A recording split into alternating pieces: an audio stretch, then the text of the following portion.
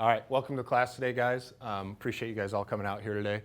Just tell you a little bit about the background on this and what the objectives are of the class today and why we're providing it. As you know, in the past, through the testing processes, especially the engineer one, there's been some opportunities for candidates to come out and have a consistent source of information. And this year, we want to make sure that was ensured through this captain's process. So the first part we're going to talk about is the consistent information today here is coming from the training division as well as from the personnel division. So you have me and Cody teaching this class. Captain Barnhart has been involved in it as well. Fortunately, he's just not here today because today's the orientation process.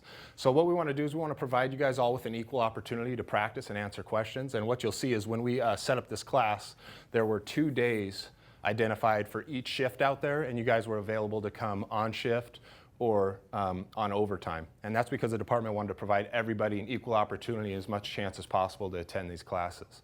So that's why it was set up that way. So we just want to ensure each one of you guys have the tools necessary to critically think and operate safely and effectively on the fire ground. So today, as you come to this class and you're thinking, man, am I just coming here and we're going to run tacticals and they're going to explain exactly how I'm going to handle certain fires so I can go in the test and do well? That's not necessarily the point of this class. Our thought process is we want to give you guys the tools and the information so you can make decisions out there. So if we just set you up and just say, do this on this fire, do this on this fire, on the test, that doesn't set you up for success in the field. So we don't want this to just be a captain's test prep class. We want it to be something that helps you be stronger out there in the field as well. So you'll see as we go through the information, we're going to go through a lot of stuff on the front end to set you up so you can start thinking through your decisions here and making the decisions without hopefully having to ask other people, you know, how would I handle this? Because we'll give you some tools for you to work through that stuff. So I know we all have questions. There's questions on when do I establish IRIC or do I transition to the interior, all that type of stuff. We provided you guys with some notepads, so what we like is if you can just write those questions that pop in your head as we go through, and we'll go ahead and make sure we try to answer those or at least get you some information on those towards the end. So anything that pops up, write those questions down, we'll answer them at the end. So what will today's class include? We're going to review and expand your understanding of the incident command system, the importance of size up and choosing tactics to fit the fire conditions. We're going to provide you with the information to make critical decisions on the fire ground. And we're going to give you some material to assist you in to making those decisions. So we want to provide you the tools necessary so you can develop others as well. So as we go ahead and provide this information to you, just know that it's coming out of the SOPs. So as we go through the functions of command, the fire ground factors and that stuff, these PowerPoints weren't developed on information that me, Cody, or Jim thought was the latest and greatest, newest information. The information, we pulled it directly out of the SOPs, out of the 8 functions of command book that Brunacini wrote. And it's pretty much the information that the department and the Valley has used for 15 plus years through all the testing processes. So what we go over with you today, your captains, your BCs, and all of them are familiar with this information. It is department policy. But we're just going to go through it step by step and try to relate it to the fire ground and relate it to the test. And just so you understand, everybody wants to know kind of what the expectations are of them to perform in the captain's tactical tests. So long story short, you're kind of looking at how am I being evaluated? So when you think about it, the best way to evaluate our candidates is to evaluate them based on our department policy, something that they can study, they can grasp, they can learn. And then when they go in, they can demonstrate that they understand department policy. So the 8 functions of command is what they use to evaluate your captain's testing process. So once you understand those functions of command, what all of them mean and how they play out, you recognize that, oh, these are the things they're looking for when they're evaluating how well I did on the test. But they also play into the real world as well, and that's why we're going to talk about that. So finally, we're not going to provide you everything you need to know clearly as a captain or tactics today or for the test, but we're going to give you the tools so when you go out there and you continually practice with your crews, your BCs, your captains, that you have some sort of guidance, some sort of information to work off of and make sure you're being steered the right direction. But remember, we got a lot of people with great experience out there, a lot of insight. So please, when you leave here, talk to your BCs, talk to your captains, and find out what their expectations are of you on certain types of incidents, knowing that when it comes down to it, as long as you're mirroring all those functions of command, when it comes down to communications, transfer of command, and things like that, you'll do well on the test and you do well in the real world. So we'll get started. The first thing we're going to go ahead and cover is the 8 functions of command. So I have a PowerPoint here. It's going to take a little while, and I would appreciate you guys interacting as well, so I'm not the only one speaking up here. So I will call on you from time to time to talk about some of this. So as you can see, that's just a quick picture of the book the information came out of. It's something, again, when I tested about 10 years ago that we were using, and I know far before that, we were covering the 8 functions of command. So I provided you guys with some sheets that kind of details those 8 functions of command. We're going to go to in a little more depth. So I'd recommend as you go through those sheets and we talk about this stuff, you add any notes you want to add to that to further elaborate on that sheet there. That way so you can reference that later when you're practicing. So first thing we'll talk about, we start off real basic and we talk about the incident command system. So you guys are familiar with the incident command system, but basically it's a fireground command that was designed to ensure safety and accountability on the fireground. So we understand one of your key roles in the testing process as the first due captain is to be accountable for your members and the other crews that you're assigning. But clearly as the incident commander comes through, they're responsible for the accountability of a lot more crew members out there. So command also allows effective resource allocation. So as we look at command, we know that one of the reasons they're asking for PCAN reports and they're always focusing on the needs is because command needs to allocate resources to you to help you meet your objective. So if you're not giving them good reports and telling them what needs you have, it's hard for them to determine what resources they should send to you to help you be successful. So when we get into communications later, we'll talk a little more about that. We want to make sure that command ensures a strong, direct, and a visible command will be established from the onset of the incident. So again, basic stuff you guys already understand, things you're studying in the command SOP. So the basic configuration of command includes 3 different levels. We talk about strategic level as the overall direction of the incident. So what are our strategies that we have out there? Yeah, offensive and defensive, right? So our strategies, strategic level, our offensive and defensive. Our tactical level are objectives assigned to sectors, divisions, and groups. And task level are task objectives assigned to companies. So when we start making our assignments here, we're going to go reinforce how important it is to state the objective to the people you're giving an assignment to so they understand what you're looking for from them. They know exactly what you want them to complete. So we have a little quick diagram that kind of outlines that for you real quick. So now we jump into it. Number 1, the first one, we said there's 8 functions of command. There's actually a 9th where they talk about safety. First one's very easy. A lot of this is covered just in your on-scene report. So as you look at your on-scene report, you'll see that that's comprised of the 8 functions of command and the fireground factors, right? And those are the PowerPoints we're going over today, and it translates right to your on-scene report. That's what's covered in it. So first one's easy. Assuming command is as simple as Engine 201 will be Main Street Command. So when there's a grade on the test and they say, did they assume command? Did they hit the first function, assuming command? As long as you're saying, I'm assuming command, you're demonstrating that you're assuming command. The confirmation is achieved by alarm repeating that back. They confirm Engine 201 is Main Street Command. So why do we name our command? Do you guys know that? Why are we trying to be better about naming our command out there now? A lot of it's for when you're in VHF, lines can get crossed, different things, and you may have 2 people working on the same channel. That's possible. Spacing-wise, the radio communication can overlap. That way everybody knows exactly which structure is working on that channel.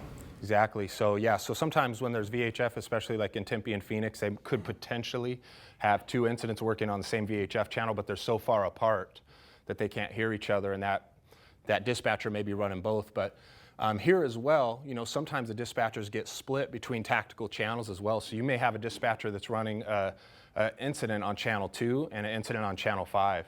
And as they jump between those incidents and they're time stamping stuff on the MCTs, if you're naming your command and you say it, it keeps them on track with what incident they're on. So it helps keep everybody on the same page to understand which incident they're on.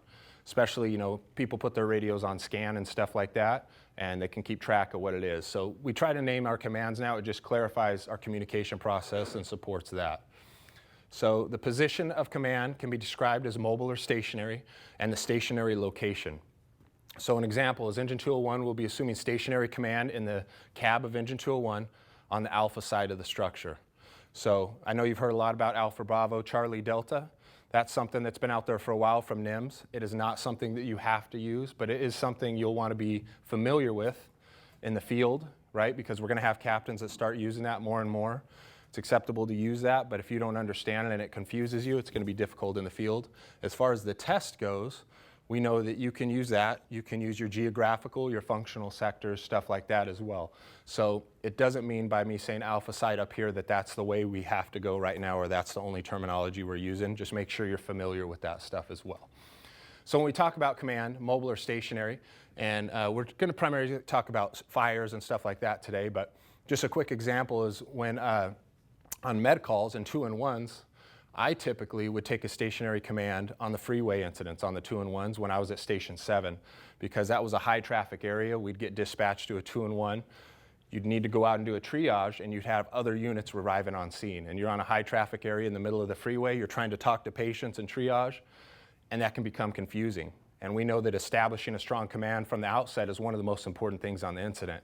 So for me, I felt like I could establish the strongest command by staying in the cab and talking to my medic and saying, medic, can you please go out there and get me a triage report and report back to me? That way, you lessen the workload, and the medic, all they have to do is go out there, give a triage report back. You can stay in the cab in a controlled environment and set up the incident straight from the onset. But that's something as you go out there and you move up, you'll learn, hey, maybe I want to do a mobile command. But if you're the medic, you're trying to triage and run a mobile command, it can be challenging, especially if you're watching for the safety of your crew, the safety of yourself as well. So I'm not recommending it either way. Today we're just, again, talking about stuff to help you make better decisions out there, but that's something to think about on that one. So number 2, situation evaluation and size up. So we know that every fire or every incident needs some sort of size up. So if I was going to ask you guys, whether in the test or you're at the station in the real world and somebody says, hey, how do you do a size up on a fire? Frag, what would you tell me? If I was like, Fregosa, tell me how you size up a fire. Just seeing the size of the structure you're dealing with, where the fire is, you're thinking about evacuation. Okay, good. Above the fire, left and right of the fire, working your way down. Those are some of the things I've been thinking. Okay, good. Anybody else have something that they add? Okay, cool. So you guys are talking about building type stuff for the most part. You're talking about the fire as well. Occupancy. Okay, occupancy. Where are you pulling that from? Just something you're thinking about? My mind. Yeah, good job. Sharp. Time of day and Okay. volume and velocity of smoke and fire. Cool. So what you guys are kind of outlining for me are the fire ground factors, right? The B Polaris. So you're talking about the building, the fire, you said occupancy, you're saying some special stuff, the time of day, we have special hazards, wind and stuff like that. So you're kind of subconsciously or whatever describing that, but in your testing process or when you're trying to help other members train and develop, if you can refer to the fire ground factors and talk about it with confidence and understand each one of them, that is an excellent tool for sizing up a structure. Clearly we have more stuff to that when we get on scene that we have to consider. But that is just one way to have a systematic process to size up a fire. So be familiar with that because you could potentially be asked that question in the test. Tell us about your most critical fire ground factors when you were sizing up this incident. Or when you're, again, helping somebody study at the station, that's a good foundation to start from. It's straight out of the SOPs to talk about how we do it. So size up is a systematic process consisting of the rapid yet deliberate consideration of all the critical incident factors, basically B Polaris. The process is critical at the beginning of the incident to ensure all significant hazards are identified and a plan is developed to mitigate them. So we're talking a little bit about that incident action plan, which comes a little later. Okay, so we know this information can be gained through multiple ways, right? So what are some of the ways we're going to gain information about an incident before we even go there? Okay, pre-plans are good. So when's the last time we did a pre-plan in Mesa? It's been a while, right? So pre-plans are an excellent way. Everything you read about in books, all that type of stuff, highly reinforces that pre-plans are important in a department because it gets you out there. You learn about the building before. You learn about access. You learn about the building. You learn about the occupancy type and potential hazards and stuff like that. Unfortunately for us, that's not a really great resource for us because a lot of our stuff is currently not being updated.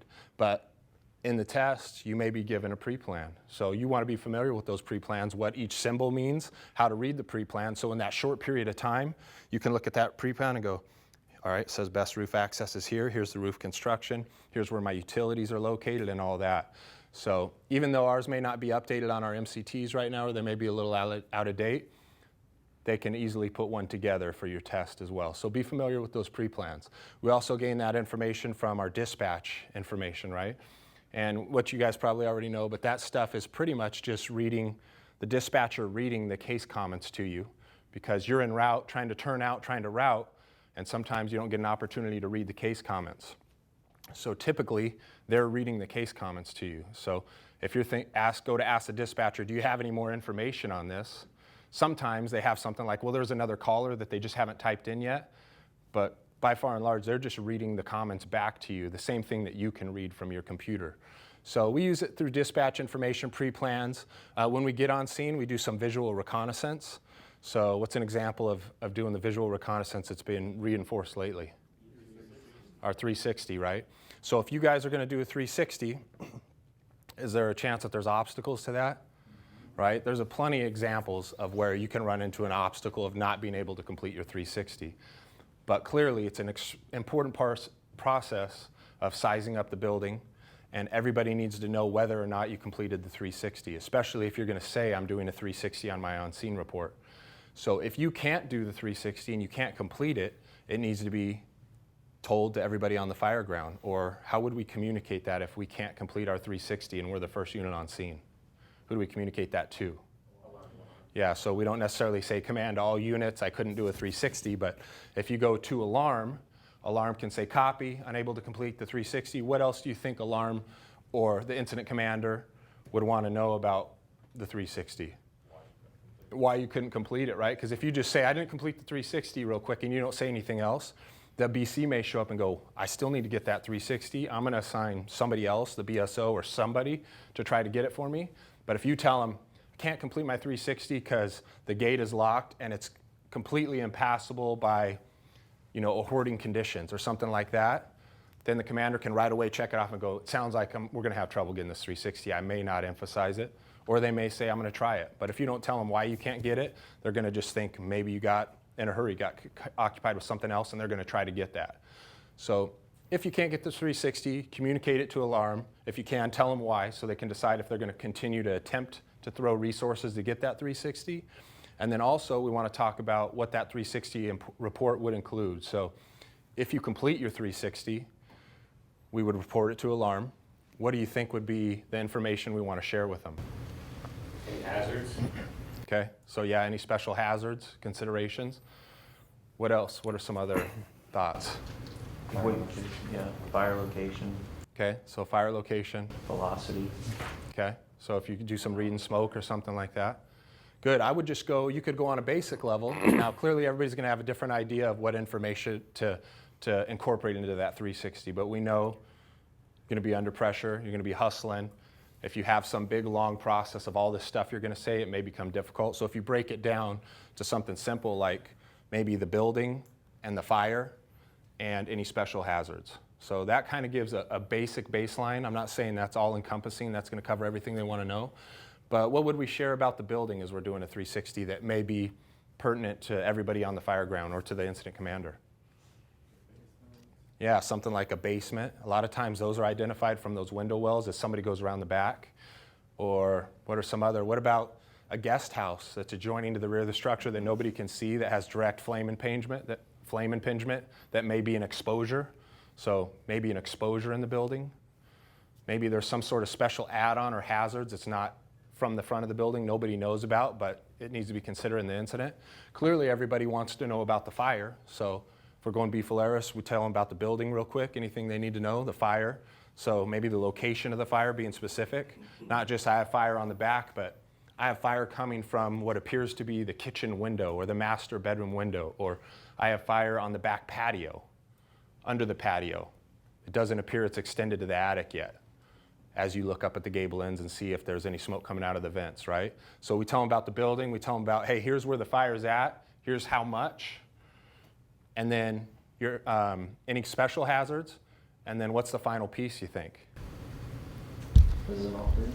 Or yeah, if you accomplish that, that would be good information to share. What you're doing with the information. What are you going to do now, right? Because now they want to know, cool, man, that's what's going on. So are you guys taking a line around the back now or not? So in the test, it'll be easy to just say, we're going to make an attack around the back side, the Charlie side of the structure. But in the real world, you want to start thinking about the logistics involved with that and how you're going to make that happen. So if you're in the front seat and you jump off the truck and it looks like there's some smoke on the back of the house and you're thinking, we might make an attack from the back, but I don't even know if we can get back there yet. you need to tell your firefighter something about stretching that line, like where you want them to go initially, or who knows where they're going to go. They'll probably just go to the front door. So you'll probably want to have a discussion with them and say, hey, if it looks like it's around the back and I tell you I'm jumping off to do a 360, stretch the line to the front door and don't charge it until I get on the radio and call you, or am I going to face-to-face with you? Or, yeah, charge it and wait to hear from me on the radio. Or, you know what, it looks like it's around the back. It looks like we're going to be able to go around the back. Stretch the line to the side gate. I'll go around the back, and then when I come back, I'll let you know. Go to the front door or come back around the back. So in the test, that's where it's hard to make these stuff like the real world. But when you get out there, we know there's obstacles and stuff, and the arrangement changes. So if your firefighters stretch it to the front of a house, there's some obstacles out front. They charge the line. You look inside the front door because that's where you complete your 360. You go around the back. You need to think about how you're going to communicate with them. Hey, come around the back now. Because your firefighter may not even be listening to the radio if you've never even talked about that, to even know that you're going to be calling them on the radio to be like, hey, come around the back now. Or are you going to use face-to-face communications?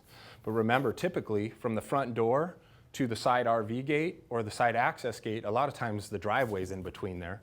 So if there's cars in the driveway, there's landscaping, they charge the line at the front door and you're like, whoa, whoa, whoa, we got to come all the way around the back now. There's going to be some challenges. So I'm not telling you there's an exact way to do it. I'm just saying start thinking about the real world and the logistics and the communication that's going to happen to go around the back instead of this canned, just pull the line to the front door, right? Because things are changing now. It's a little more dynamic. You guys are going to have to be thinkers and make your own decisions out there, to where when I tested, there was some basic school of thought. They just said 2 in, 1 out, 1 up. And you almost always just went through the front door. And they're like 2 in, 1 in, second one backs them up. One's outside for rescue, one's on the roof. And now we're like, hold on, we're not going to always do that for sure. Sometimes somebody may go around the back. Somebody may go on the side and make a transitional attack, whatever. So now things are changing a little bit. It's just not that canned assignment. So you got to think about how all that's going to shake out. So think about that 360. Make sure we communicate whether we did it or not, why we didn't do it, and what we found when we did it. Okay, one of the big ones, we're going to spend some time on this, is initiate, maintain, and control the communication process. Clearly, we know in the testing process, every time you talk, you have an opportunity to be evaluated, and you are, basically, on your sequence of assignments. You're evaluated on your just basic radio communications, the order model, right? But we also know it's extremely critical on the fire ground, because we talked about on the front end that the BC, or the incident commander, is a resource allocator. They're developing a plan, and if they can't communicate with you or get good reports from you, it's pretty hard to develop a plan or decide where they're heading in this incident. So we're going to dig in a little more about these radio communications, but this is something that applies across the board, and we know that sometimes we struggle with it on the department, especially if you listen to a lot of radio transmissions. So the process includes face-to-face, radio, electronic, or MCT communications. So when do we typically use face-to-face communications? Could be from one sector to another if, you're crossing paths. Could be from one member of your crew to another. Yeah, so typically something that maybe is non-essential radio traffic that can go to face-to-face because of our location and how close proximity we are, and that everyone doesn't need to hear. So a lot of times that's within your crew at a task level, telling them what we're going to do or what your plan is, or within the sector. Another example we talked about as well was just doing that 360, and say you're not somebody that gets on the radio to tell your firefighter, hey, command firefighter so-and-so, bring the line around the back, we're going to make an attack from here. But let's say you decide to make that a face-to-face. Hey man, I'll run back around and tell you what we're going to do. Well then, we talked about face-to-face is typically not something that's real critical that everybody needs to know. Well, if you're going to do a face-to-face on that 360 to tell your firefighter, clearly you got to come back to alarm and say, hey, command alarm. Me and my firefighter are making a transition around the back of the structure to the C side to make our fire attack from there. So face-to-face is typically non-essential, that everyone doesn't need to know, within sectors, within your group, stuff like that. So we know radio and electronic MCT communications, that's pretty self-explanatory. An incident commander is effective to the extent he or she can receive, process, understand, and send out information, right? So we always talk about communication being the biggest thing. And we already said, if they don't understand what you're saying, or you're not giving them the information they need, it puts you at risk. It puts everybody at risk on the fire ground, because the strategy may get blurred and then they can't decide what resources to allocate to you to make you successful. So as we get into this a little more, we know that this is kind of the crutch of everything to do good radio communications. It's the personal techniques you have, the voice levels, word choice, timing, tone, level of excitement, degree of patience. All that has an effect on the communication process and your command presence. So as you guys listen to radio traffic out there, I mean, who listens to the fires that they're not on? Like you hear something dispatched, you go to it. So do you ever hear somebody who's way excited yelling into the radio and you're like, what the heck did they say? You know, or gosh, they're excited. This must be getting out of control. Or you hear another incident where everybody's cool and calm. You're like, this one's going smooth. But he did say that the whole third floor on the apartment's involved, but it's just chill, man. It doesn't sound like this is out of control at all. So sometimes as basic of your voice level and your calmness can convey that command presence or that things are going well. So clearly we know that it's hard to talk on the radio when you're in a sector as a captain because you get out of breath, you're excited, and you're yelling to your crew or trying to communicate with your crew because they can't hear you, they're at a distance, you're talking through your mask, or you raise your voice. Hey, let's do this, and then they call you, hey, command interior, give me a pecan report.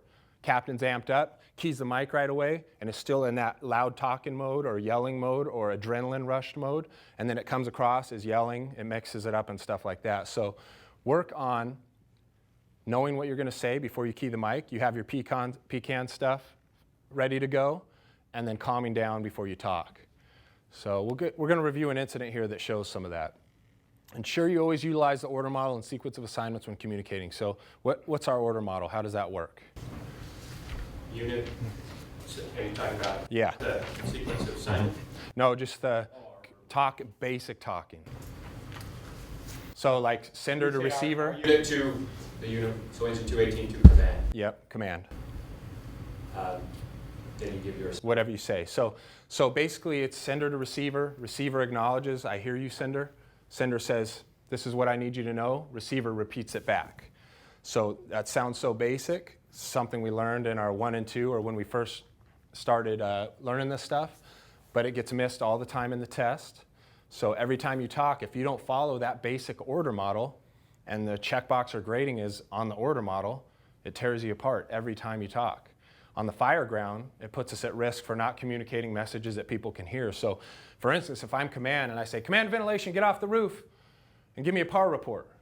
But I never go command to ventilation and ventilation goes, ventilation sector. I don't know that they heard me. They may be running the saw, they may be working, and I think they heard me, and then I jump to the next person and I talk to them. So it's critical on the fire ground for safety. It's something that's been struggled to be followed in the real world a lot lately. But in the test, you think about, oh man, I need to know exactly where to put my units or these tricky tactics, but you have to do that because that will chip you apart every time you talk on there. The next one's a sequence of assignments. Cody's going to go over that real quick, but the sequence of assignments is a way to give an assignment in an efficient manner, make sure you don't miss anything that needs to be covered, and then it's done the same way every time with the same tone, the same pace, almost a rhythmic way of giving assignments. It makes it easy for evaluators to grade you. It makes it easy for everybody on the fire ground to hear what you just said. They follow it in this rhythmic pattern and repeat it back to you. So yeah, the sequence of assignments, by using it every single time, you're able to cut down on the amount of communications that you have to use, which frees you up to communicate more stuff to other units. So every single time that you're going to make an assignment, it's going to be command engine 201 or whatever your unit is. They're going to acknowledge, right? So you know that they're listening. You're going to be interior sector with accountability at engine 202. I need you to take an 1 3/4 line to the interior for search and rescue. So I've given my action. They're going to take an 1 3/4 line to the interior. I've given the objective, which is search and rescue. So again, every single time, it's unit, followed by sector, accountability location, action, finished off with objective. By doing that, it ensures you're never going to miss your accountability location.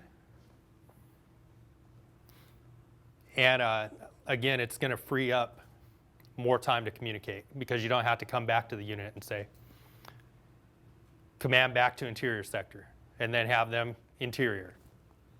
Your objective is search and rescue, or command back to interior, interior. Your accountability location is going to be engine 202. So by getting it all out in one communication, it's going to ensure you're not going to miss anything, and also going to make sure that you don't have to communicate as much to get what you need to get done. So in the real world, you could easily say, it's kind of a lot of traffic. I don't hear it like that very often. And then think about, why would you not hear that whole transmission in that its entirety in the real world? Yeah, so we're under pressure a little bit, in a hurry. What about, do you think we ever assume that the person we're talking to or the crew we're talking to knows exactly what they're supposed to do? So you're like, hey, so-and-so has been on the department for 20 years. This person is dialed in. His crew's tip-top. They train all the time. You'll hear command go, command engine 218. 218, guys are interior. Copy interior, because he's like, I know, he knows to go in there. He's going to take a line. Clearly, he's going to take a 2.5 because this is a commercial fire or whatever. He knows that we're working towards a search and putting the fire out. Or he or she knows that we're checking for extension right now. I don't need to tell them, check in the cabinets above the stove and check in the ceiling, right? But that's not always the case. So understand that in the testing process, you're demonstrating to the evaluators and everybody there that you understand exactly what each sector is supposed to be doing. You understand exactly what you want them to do and what their objective is. So if you do that every time during the test, you're demonstrating to the evaluators that, Jason knows exactly what ventilation sector is going to do right now. Now, again, in the real world, sometimes we're like, well, I'm going to cut it a little shorter. John knows exactly, he knows what he's supposed to do. He's interior. But sometimes that may not be the case. So in an ideal world, we would use that all the time, so it was clear to everybody. Here's exactly what line you're taking, or here's what tool I want you to take, and here's what I need you to accomplish. So another piece of that is, if you don't say exactly what you want, command engine 201. You wait for them to come back. Engine 201, I need you to check the suite to the west. Engine 201 wasn't told to take a line to the suite to the west. So now they go in and they get fire overhead and they've got no line. Now you've got to dedicate more resources. So by micromanaging it, very simply here, it ensures as command you get done exactly what you want. So clearly it's highly recommended in the real world to make sure those expectations are set for that sector, knowing that sometimes you don't have to do that with everybody, but ideally you would. But in the test, I would absolutely make sure every time you communicate, you're using the order model that we talked about on basic level, sequence of assignments. So after all these days, this is the 5th class, we've gone through all this stuff and we still have multiple people that don't do the order model or don't use the sequence assignments every time. And what you'll see today is you guys practice. The people that don't use the sequence of assignments, they jump around and they'll say, command engine 201, take an inch and 3/4 line. They didn't even wait for 201 to come back. Take inch and 3/4 line to the interior for search and rescue. And then they're like, okay, then they stop and 201 comes back. Okay, take inch and 3/4. Command back to engine 201. Engine 201. You guys are gonna be interior sector and your accountability's here. So just one time of missing that whole order model, it chops up the flow, doesn't sound like the commander is confident, and then it takes away radio time. So if you can get really good at those two basic things, you're gonna score way better. You're gonna make everybody else in the field more confident in your ability and that you know what you're doing. So we're going to continue on with these communication processes here, and then we're going to watch a video of a fire that I was in there. So when assignments are given, they must be specific and include clear and include objectives. So we kind of talked about that as well. Seek progress reports whenever necessary. So in the testing process, it depends on how all that shakes out.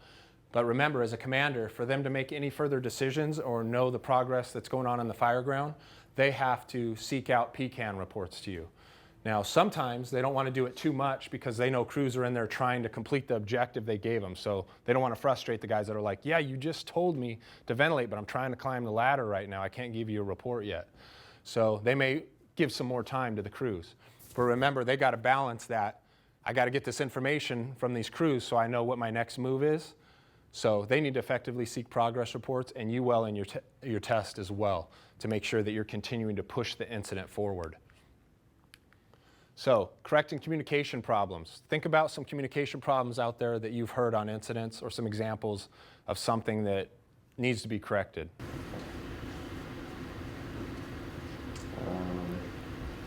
when they say break, they give an assignment and they say break and go on to the next assignment when they didn't really give that unit an opportunity to acknowledge that they even heard it or that they understood what command was, what assignment they were given. That's a really valid point. So the break thing's coming from a lot of the blue card now.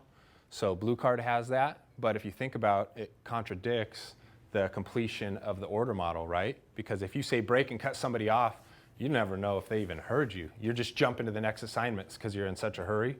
So clearly the people putting together those policies and those teachings are way above my level with way more experience, but that's something to think about. If you're going to use break and you don't complete that order model, you don't really know that they heard what you asked them to do or whatever. So again, it's in the blue card thing. It isn't something our department's done for a long time. Some of our commanders think it's okay, I've heard, but the most, I think, agree that it chops off that order model, so you can't confirm that, which directly relates to a safety issue if you don't know the crew heard it. So to me, I mean, I don't really like it, but it's hard for me to say you can't use it. But think about how that works. So I would consider making sure you use the order model in full, how it's supposed to be used. That's the safest, most efficient way to make sure everybody understands the assignments. So yeah, that's a good one. What other communication problems do we have? One thing I tend to do sometimes in working tacticals is, engine 201, you'll be interior sector, but then when I come back to them, I'll call engine 201.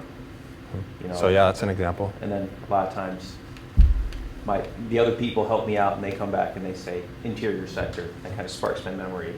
I forgot to refer to them by their sector, and I call them by the engine company. So do we ever hear things that on the radio said that we know are incorrect and then we just let it ride? We're like, that's not right. There's no gable ends on this house. We can't consider doing a gable end attack. Or somebody says something else that you're like, that's not right. Or somebody jumps in the middle of the order model, right? So command to interior. And then all of a Engine sudden, 206 is on scene. 206 is on scene. And then command goes, stand by 206. You hear them get frustrated. And then command back to interior. So correcting those people that jump in out of order, out of the order model, is something that is a good thing to do if you're trying to get across important assignments. So think about why that happens in the field, right? Because you're coming on scene and there's a lot of radio traffic and 206 pulls up and the captain's like, all right, I know this order model. There's a transmission going, I shouldn't jump in. And they're like, go on scene, we're gonna get rescued. 208's gonna jump in before us and go on scene. So they're like, gosh dang it, engine 206 on scene in the middle of the assignment. When you know, that throws everything off and it frustrates the commanders because they're trying to complete some priority traffic they've already started. So when you get out there, remember, try not to do that to people that are running command. Try not to jump in the middle of traffics unless you have some sort of priority traffic or you're going to break out emergency traffic on something that's really important, but let people complete that order model because it's frustrating to the commanders. And then in your testing process, clearly, you want to correct those things to show that you're controlling communications, right? And we're going to see this incident here.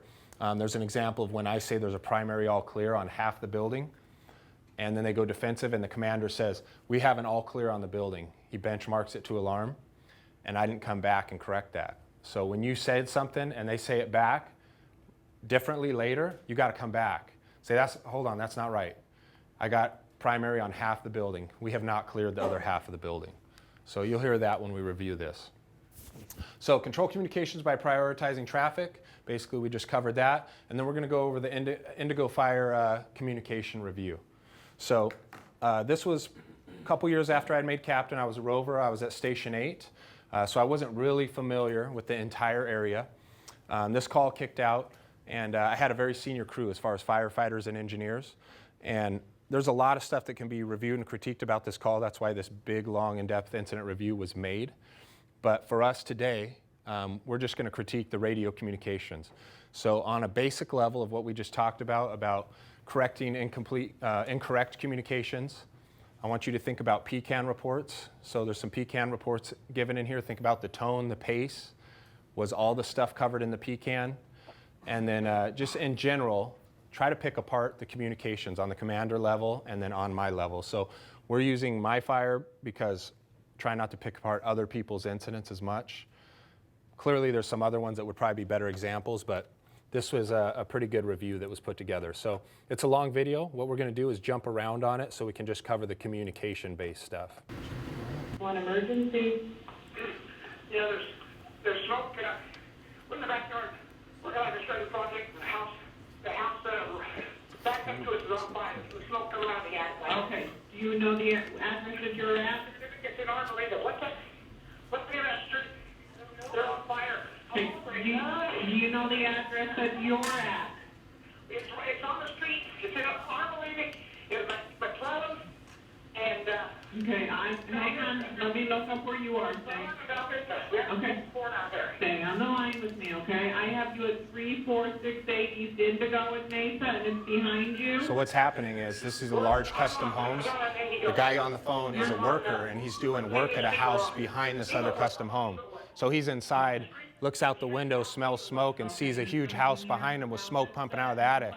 Calls 911, and he's like, I don't know the address to this place I'm working at, and I definitely don't know the address to the house behind us. So he's freaking out, trying to figure out what's the address here? I'm gonna go out to my truck and get the address. So we talk about getting on scene and correcting the address on our on-scene report, and that's why, because sometimes this stuff is getting jumbled up behind the scenes. And McClellan and Mesa. we thought we smelled something, and all of a sudden, then, So smoke is pouring out of the attic. Do you see flames? all around, huh? Do you see any flames? Don't see flames. Okay. Smoke's pouring out. Okay. So remember, these comments are a little later in the incident. This isn't initial dispatch I need you comments. to stay on the line with me. Do you know the physical address of the house that you're working at? Yes or no? Let's see, this is 35, this is 30, oh my gosh, it's 3545 East Inglewood, I believe. Okay. I'm running my truck to get it for you here. Hang on. Okay. Again, this is not delaying them. They're headed that way. That's good, Okay. This is for. 3545 East Inglewood. So we Mesa, talked about where you pre-plan are. using MCT info. I'm en route. I don't know the neighborhood, Okay. but I see how big these plots are. So I turn around to the firefighters. I'm like, I think this is really big custom homes because these look like acre lots on the map. 3455 East Inglewood is where I'm at. Okay, and so is it north or south of where you are? South of you? Okay, so it's gonna be on it. Okay, so it's gonna be on Indigo Circle behind you, it sounds like. Okay, hang on with me. I'm just gonna pull an address here. So I want you guys, we talked about using dispatch info, MCT info and all that, and watch how this kind of can steer you into thinking one thing. So the caller says it's an attic fire, the dispatch is an attic fire, the BC is a BSO actually moved up. He gets on scene and says, obvious working attic fire. The BC does a 360 of the house, doesn't see a fire anywhere else. He says the whole house of the whole attic of the house is involved. So remember, just because everybody's saying one thing, you need to still think through it and put things together and say, is this really what this is? Or is everybody confused and just seeing one part of the picture here? So don't let all that information sway you. Remember, you still got to go there and make that size up, make those decisions when you get interior and report that back. And do you know if anybody's home? I have no idea. Okay, that's okay. If somebody's called yet, they must not be. You're the first one to phone in, sir. Also, so maybe they're not on there. Okay. We always like to ask just in case, okay? Alert units responding to Vista and McClellan. We have reports of a house on fire, smoke pouring out of the attic. We have a possible address of 3545 East Inglewood Circle, 3545 East Inglewood. I will flag CAD map to reflect the proper address. Okay, So they're still moving the flag. They don't know which house it is yet. I believe it's going to be 3444 East Indigo Circle, 3444 East Indigo. Can you adjust the flag? Actually, I did that about 30 seconds ago, probably close to a minute ago. If you don't do that soon, let me know. Alarm Battalion 203, did you get the proper flag on your map? Copy. Yeah, we got it. Thanks. Battalion 203 alarm. Battalion 203. We're on the scene at 3444 East Indigo Circle. Okay, we got a large custom home with a tile roof. We have a obvious working attic fire, special working fire response. Battalion 203, we assume Indigo Command. Copy Battalion 203 as Indigo Command, upgrading to a working fire. So take notes about what you're picking up on the communications. On scene, we can hand jack a hydrant. Copy, Engine 2 assign you interior sector. Take your line in for search and rescue fire control. gives every indication that Okay, so what's happening here is the BC's being interviewed and he's explaining his 360 and what obstacles there were for him to locate the fire on the inside. So, of course, this was before we were emphasizing how important the 360 was. It's been something that's been around forever. But I was coming off the truck and basically the BC comes up to me and says, hey, I'm gonna go ahead and do a 360 of the house. So I'm like, all right, well, we're gonna go inside. So we get to the front door, and when we get to the front door, there's a kid's bicycle laying down right in front of the door. Like, you know how kids ride up on their bike and just dump it on the ground and then go inside? So would that be something you would want to communicate to command? Right? Because as command's making their plans and determining their risk model, they're basing how much risk they're taking on possible savable lives, right? So this doesn't mean for sure that somebody's inside, but that's a clue that there may be a kid in there. Who knows? But it sure appears that he rolled up at lunch and dumped his bike at the door and went inside. I didn't communicate that. So as you come across information like that and you put it together and go, I should probably let some command know so they can help make their decision on this, that's something to share with them.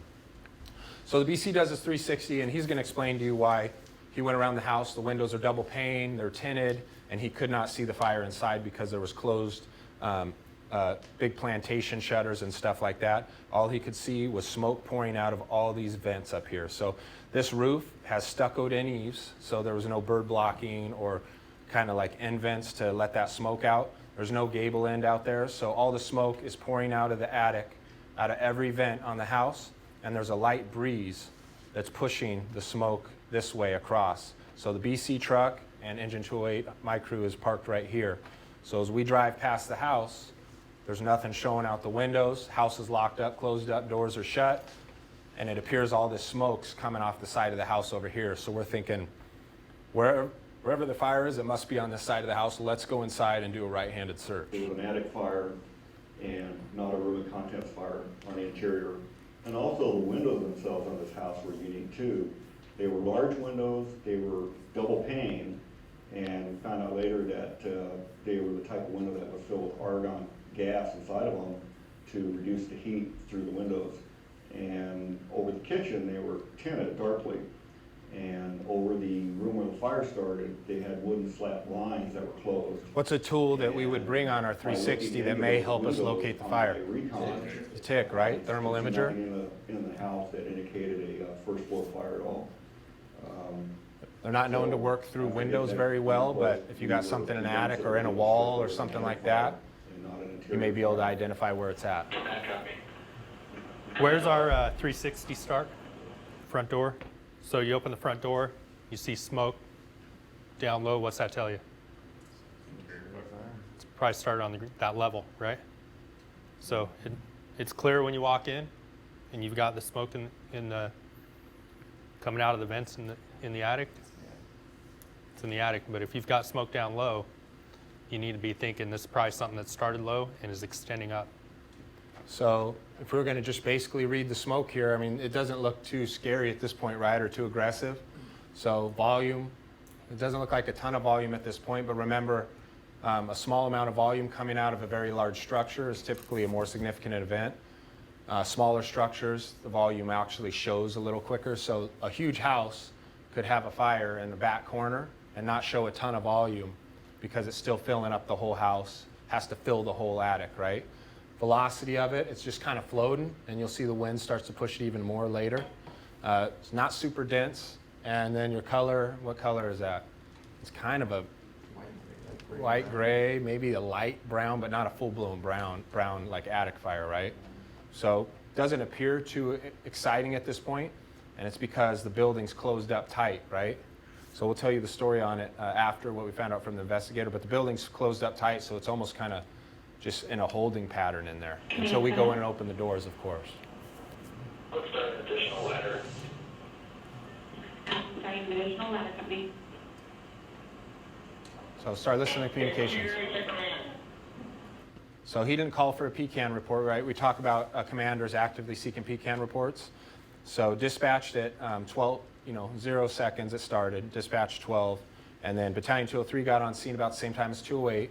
So at about 3 minutes, I came up on the radio, which you think about it, it takes a good 2 minutes or so to get off the truck, stretch a line to the door, charge it, get masked up, and then make entry. So a minute or so by the time we get inside. Now, if we look at the arrangement on this building a little bit, you have these half walls here, that walkway, that narrow walkway there. You have some pillars there. You have a whole bunch of bushes, plants. So to extend a long line that's long enough to go through this whole house takes a little work. So hand-jacked a hydrant, so it's me and 2 firefighters. I have the radio. I'm moving forward. Firefighter's got the nozzle. The other firefighter, which would be your tool guy, maybe help you pull ceiling or something, he needs to stay back at the door, not only for the IRIC thing, but as well to advance hose into a big building, because somebody's got to shag hose in a big building, especially when there's obstacles at the front door and throughout the building. So I'm going to come up and give my own report right away. So I want you to evaluate the tone, pace, calmness, and then if we cover everything on the PCAN. Go ahead, interior. We're not 10 feet inside the building. We got smoke down to our knees, low heat, working on the primary all clear. Okay, so what do we got? Position, conditions, actions. What am I leaving out? Needs. Right, what I need from him? We're going to be making a right turn. This is a very large structure. We have limited visibility. We'll need ventilation and a backup crew. They cover it? Yeah, I copy your report. You're about 10 feet inside. You got smoke down to your knees. You'll be doing a right-hand search. We're going to have to do PPV on this. We have a tile roof, so we won't be able to do vertical ventilation. Okay, so we're going to jump ahead again, some more communications. So sounds pretty calm at this point, right?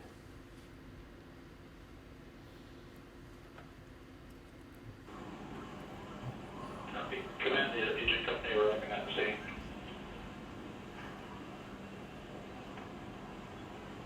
Engine 2205.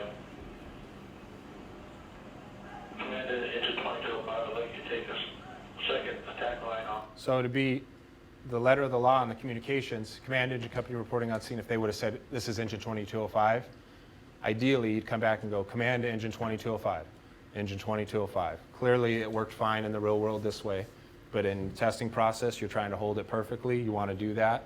But also we know confirming they hear you is a good thing as well. He just rolls into the assignment, right? With engine 208 and support them on the interior. You're going to be assigned to engine 208. Okay, so was that the sequence assignments we talked about? Command engine 2205. Okay, command engine 2205, how would that go if we were using the sequence of assignments? Yep, and then Sector. yep, you're going to work under interior sector or whatever? 208, your accountability location, and your assignment, which should be similar to engine 208. Right, so works fine in the real world, they got it across, but if we're going to try to be rhythmic, keep it all on point to where everything's covered, command engine 2205, 2205, 2205, you're going to work under interior sector. Your accountability is at engine 208. Take an additional inch and 3/4 line off of engine 208 to the interior to back up that crew to assist them in search, rescue, fire, attack. Make sure it's clear as day. Pull a line off of that location. I don't have to tell you how long, of course, but remember, you guys are working on getting me a search in there because I'm trying to decide where I'm at on this risk management plan as well, okay? So not picking them, saying you did terrible, but just as you're getting better at this stuff, when you're practicing, be that critical on stuff so you can get good at it. You can take a second attack line off of engine 208 and support them on the interior. You're going to be assigned to engine 208.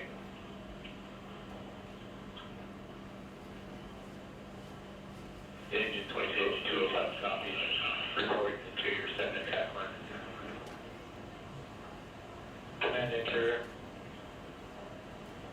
Interior. Going to be getting to 2205's crew. They're bringing it back up line to help you. So what should happen right there after that? Then I come back and repeat that, right? So he knows I heard that.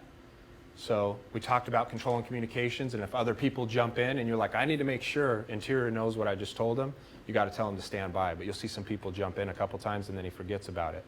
But then I'll come back because I remember, dude, I got to complete this transmission order model. CSO 203 to command. Command, go ahead. This house has a full basement. The basement windows are on the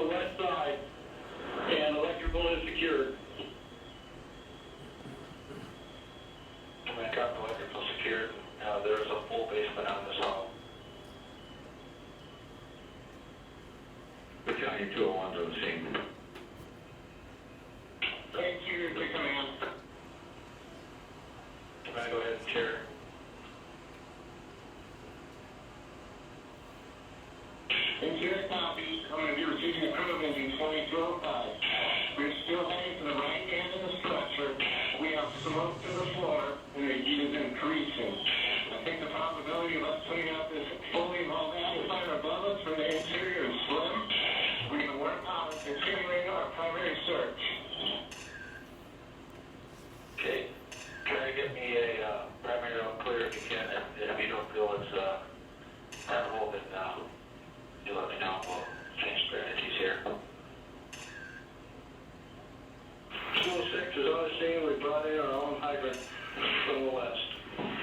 So what's going on here is, remember I told you it's me and one firefighter inside, and we're dragging a hose through that whole east side of the house, through all these bedrooms, trying to make sure nobody's in there. Let's get it all clear. And I'm hearing the radio transmissions from outside. I'm like, all right, we got on scene. They said it was an attic fire. Chief said it was an attic fire. Now the BSO, or the chief that did a 360, says the whole attic's involved over your head. And I've been in there with me and this one firefighter by ourselves, dragging around the house for over 6 minutes. And I'm like, we haven't even touched this fire. And he told me the whole attic's involved over our head. And we don't even have a tool to open these 12-foot ceilings.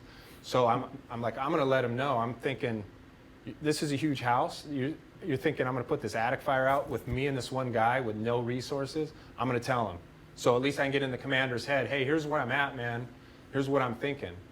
Clearly, the second unit's not even in there yet to help us. So when we get them in there, the important thing to note is it's high ceilings. So everybody comes in with some tools and a line, but only one person, Hewitt, he's tall enough. He brings the long trash hook to actually access the ceiling.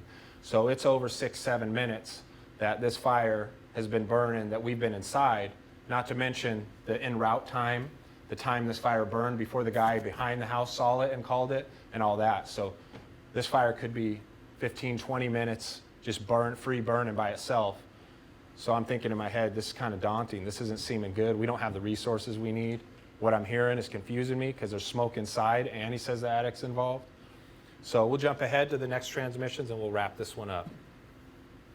Notice how easy it is to hear Ken's communications on the interior. And that's him taking his time, taking a deep breath before he speaks, just speaking in a normal voice with good mic placement on the non-amplified port on his mask. So by doing that when we're working on the interior, it saves command from having to come back and command to interior, I didn't understand, repeat your last communication. One of the most important things that we can do to support command communications when we're working interior. Okay, so it's getting worse now, obviously, right? Ladder 206 on the scene. Ladder 206, I'm going to assign you a ventilation sector and see if we can assist with vertical ventilation or PPV on this building. Temple, what's that up for PPV? Can you also let me know if you think that we can open up the gable ends on this at all? I want to take a look. So think of your timeline. If you guys watch the UL NIST videos that talk about lightweight fires and lightweight attic spaces are known to fail, you know, your 6 to 8 minute time based on all their testing and stuff. So we're 15 minutes at least since the call was received. Clearly the fire was burning before that. So if you're thinking about your timelines and you're evaluating like how much risk am I at in here, and you're starting to think, man, I'm in the back corner of this house. What if this attic comes down on us back here? So I'm in there thinking, I talk to the firefighter, I go, hey, we need to go back. This side of the house is clear. We got to clear the other side of the house. But before we push any further, we need to catch that crew at the door. Hey, Ken, from your experience, do you think that treating this like a commercial structure in terms of vertical ventilation would have made a difference? Well, from what we know now, back then, of course, we were more just ventilate so you can see and make some progress. But now all the stuff's like, hey, don't ventilate until you get water on the fire, or at least like right before you get water on the fire, because it's going to introduce oxygen and accelerate everything. So what would have helped this is if we would have chose the right decision to go when we went through the front door, and I would have listened to Robert French, because we got to the front door and he started going left. And I'm like, dude, I was doing my size up outside looking, and it looked like the smoke was coming from the right. So I told him, let's go to the right. So we went right. But if we would have initially went left right away, we probably would have ended up at the fire quicker, because the fire was in the whole left wing of the house. But since it was locked down when we went in, the house was closed up, the smoke was just kind of sitting there. So it wasn't like it was free burning fast and pushing smoke and you could see where it was coming from. It was just like the smoke was just floating. So you come in, you're like, where is this fire? All right, it looked like the smoke was coming out the top from the right. Let's do a right-handed search. So if we would have went directly to the fire, like clearly we advocate now, and any common sense would tell you go directly to the fire, we just, at the time, didn't know for sure. Did he just choose left just out of habit, or did he have a reasoning for starting left? Do you know? He just was like, oh, I just thought we'd go left. I'm like, well, I thought we'd go right because of this. So I should have listened to him, right? Not always right, clearly. That was proven there. So we'll jump back into this. So as we get into these communications, there's going to be something that needs to be corrected here. I want you to listen. So the commander says to the ventilation crew or to the ladder crew, let's see if there's some gable ends on here we can maybe open up or whatever. But what kind of roof is that? Yeah, it's tile covering, but like a hip roof, right? It doesn't have the gable ends that you can do a gable end attack. So if you hear a commander that kind of sounds like they have a plan they're working towards in your head and you're like, that won't happen here, that's not right, we don't have that, somebody's got to clarify that to get their mind back on track of another plan, right? Because you know how it is, once you're getting started rolling on a plan, you're like, you should have told me, that's not going to work here. But maybe he couldn't see it or didn't realize that. So that's an example of correcting radio communications in real life. And clearly, if something on the test isn't clear and you know it's not right, you want to correct those as well. Copy,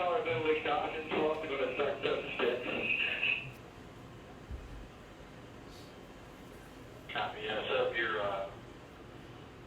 vehicle in defensive posture here. Interior, take a message. Interior, go ahead. And we believe we pretty much got a primary all clear on the right side of the structure. If you're out front to the right, we have a primary all clear. Smoke is increasing, heat is increasing. We're located just inside the front door. We're going to pop a hole in the attic, and we're going to try to steam convert the attic and see if we can knock down the fire a bit. Please update me on conditions on the exterior. I have a part of engine 208 and a crew of engine 2205. And interior, I got your report. It seems that the bulk of the dark smoke Excitement level's changing a little bit, right? Of the building from your location. So what did I say there that could be confusing? I said primary all clear. This is what I was talking about, communication. So I threw out primary all clear of the right side of the structure. But he got it in his head. He said primary all clear. So later he tells alarm we have a primary all clear, but we hadn't cleared the largest wing of the house or the basement. So when he says we have a primary all clear, I should have come back on the radio and been like, that's not correct. We didn't clear the whole house yet. So now I'm going to tell a little bit of the story. You thought the fire was in that part. Now you're back through there. Now Now I'm thinking, well, that's when I went back through there and I asked command, I said, I need an update on conditions on the exterior, because at that point I was a little baffled as to where this fire was located. So this is the farthest point from the fire in the exact opposite wing of the house. Obviously on the interior I couldn't see what was going on the outside. So I asked command to update me on conditions, at which point command told me that it appears that the main body of smoke and possibly fire was located on the east side of the structure. So at that point I was even a little further confused, because I felt that we had a pretty good coverage on the east side of the building and I hadn't found the seat of the fire. So based on that information and the information of the fully involved attic fire, I started to be concerned how much fire was above our head if we weren't finding it on the interior in this corner of the building. So at this point, things weren't quite adding up. So I determined that it would be best to go back past the front door and start to search the other side or the west side of the home. We went back past the front door, at which point we reached the kitchen. We heard the stove clicking nonstop, trying to ignite itself. That raised a red flag in my head, and I kind of wondered why that was going on. I tapped the firefighter on the shoulder, and I said, let's go back to the front door. We need to meet the crew of engine 2205, and we need to gather our additional resources and pop a hole over our head in this ceiling before we could progress any further. Because at this point, I'm confused as to where the seat of the fire is and how far it's progressed on us, because I'm getting conflicting reports on the exterior and based on what I'm finding on the interior. We met up with the crew of engine 2205. We had one member, the captain, that was tall enough and had the appropriate tool to open up that roof.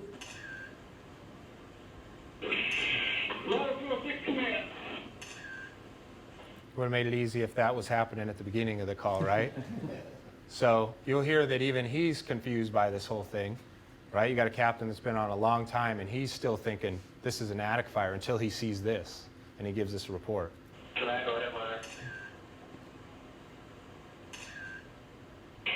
Okay, we got fire blowing out of the west end on the ground level. This is on the ground level now. Copy. Command alarm, can you give me emergency traffic? Unit 7, emergency traffic. Command, all units on Indigo. We're going to change defensive to defensive strategy. Exit the building and report with the PAR. Exit the building, report to PAR. We're going defensive.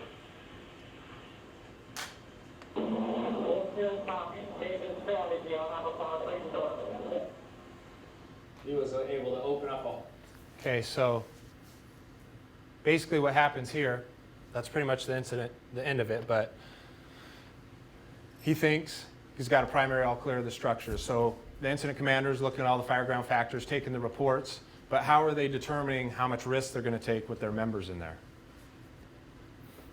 Life safety. Yeah, right. So they're trying to complete their tactical objectives. If he thinks that I told him we got a primary all clear of the building, he looks at the risk model in his head probably, and he's thinking, you know what? This is getting sketchy. Somebody just told me it's blowing out the window. These guys gave me a report they can hardly see anything, and they said nobody's in there. I'm just going to pull them out, you know? So that's why it's important with that resident all clear thing as well, is that if you come across somebody that seems to be a reputable RP, and there's a lot of different examples of that, but they give you information that nobody's in there. So let's say I go to Mike Vital's house, he's got a fire, and Mike's out front at the tree, and he's got his family and his kids right there, and he's like, everybody's out of the house, Ken, or Captain, everybody's out of the house, we're all right here. So then you want to report that to command, right? So how would you report that to command? We have homeowner out front of the house that met us on scene, states has entire family out of the house. That's good, because some people will say, well, I would just say resident report all clear, and you're like, well, it depends, right? At least if you tell command who I talked to, so they can determine if they feel like that's a credible resident or not. Clearly, they're not the ones talking to them, but at least if you go, hey, the father's out front with his wife and kids, he's confident that nobody's in the house, then the incident commander can start to reevaluate how much risk they're going to take. They may say, I'm good with that. This is a fire that's kind of in a marginal conditions right now. I don't want to put anybody in there and kill them, knowing that everybody's probably out. But conversely, if you're like, hey, a guy just came running down the street and said he thinks they're at the lake, and you go, copy, command or interior to command. We have a resident report all clear. Command's like, all right, I'm taking your word. But that's different to command if you say, well, some guy just came running down the street and thinks they're at the lake. Command may go, well, yeah, we're going to have to go in and get that search. So I can't tell you exactly how it's going to go either way. What I can tell you is that report who you talk to command, let them make the final decision if they're going to push you in there. Now, clearly, if the fire's not advanced, it's not something that's way high risk, you're probably still going to do a search and make sure nobody's in there. But if it's something where the dang near 3/4 of the house is highly involved and it looks high risk, like it might collapse, command may go, gosh, this is way high risk and it appears that everybody's out, we're going to go with that. So, by talking to everybody has a different opinion of that. There's a million different factors. I could have forgot my Aunt Jane came in from California and was staying in the basement. I could be mad at my wife and I could have lit the fire in her bedroom. Could be drunk, intoxicated, and woke up in the middle of the night and thought everybody was out. So you can throw what ifs 100 times. Bottom line is whoever you come in contact with, convey that to command. Here's who I talked to, and they can determine how far they're going to, push interior as far as that risk management plan. So real quick, we'll wrap this up. The story on this house was it's a junior high kid, basically. His parents are getting divorced. Large custom home, obviously. He's upset with his dad. Utilities were shut off. They started, not paying the bills. They were about to move out. So the kid goes in his dad's big, office, huge wood desk, all that stuff, takes all his expensive liquor, I guess, and pours it all over the house and all over the back corner of the office, lights it on fire. And on his way out, he turns on all the valves to the stove, trying to get the house to blow up, leaves the house, leaves his bike at the front door, and goes to the park and doesn't tell anybody. So then this fire's burning for however long till it grows inside the house. Nobody knows. It's locked down. How does it spread in our newer homes typically? It goes to the ceiling. Drywall's real good at holding fire until you spray water at hot drywall, but not our flex ducting, right? So flex ducting burns off real quick, and that's why we always have those wires fall on us. So it burns through that flex ducting, and then it's into the attic. So until somebody in a nice neighborhood, whatever, they're in their house all day or whatever they're doing, happens to look and go, there's smoke coming out of that attic. And then that guy calls 911. Then our response time, we're inside for dang near 20 minutes. So you got a way advanced fire in the back corner of a huge custom house. And that's what happened there. So that's what was figured out after, you know, they did the investigation of the incident, found the kid, talked to him, and he told the whole story and all that. So bottom line learning points from this, don't let all the reports sway you. You know, you still got to do your size up, make your decisions. When you make your pecans, know what you're going to say before you say it. Cool, calm voice, convey that information, and then any corrections that need to be made on the fire ground that you know are incorrect, make those. So we'll go ahead and take a break now, and then we'll jump into the rest of them.